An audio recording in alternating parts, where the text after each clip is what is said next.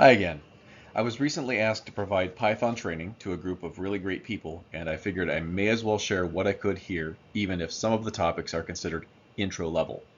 Maybe you will find some of this useful too. Programming and test automation have been around for decades, and there are other languages and resources anyone can opt for. So here is the big question. Why bother with Python? People, maybe even your future customers, are increasingly adopting Python as part of their workflows.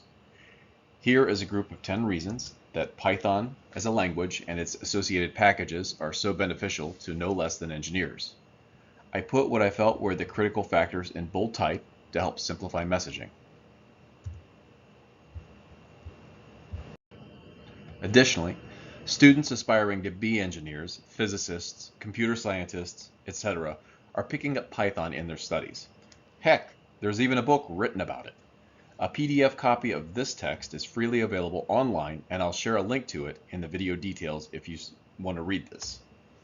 If you can see here from the table of contents, some of these why Python and education topics are a little bit of an echo of what we saw in the previous slide for why things are important to engineers.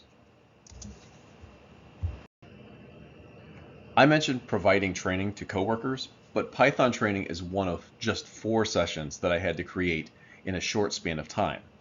To help expedite the creative process on at least the use of Python, I can tell you that I shamelessly leveraged ChatGPT to help with generating some of the basic talking points and information. Why not? It seems to be hitting a peak in the hype cycle, and it seems to get attention when it is added as a keyword in content descriptions. Yes, I asked it for reference information as well as code examples.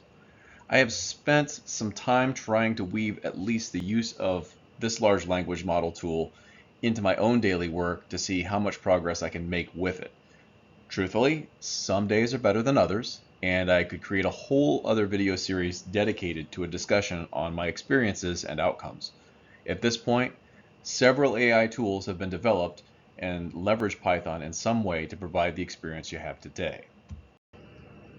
One last note here is that at least ChatGPT, when asked for code examples, defaults to responding with Python code.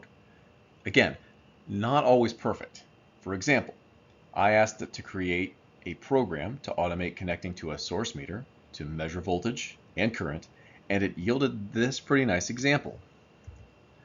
I did need to correct a few lines to get it to run, but eventually it did identify my instrument and capture measurements.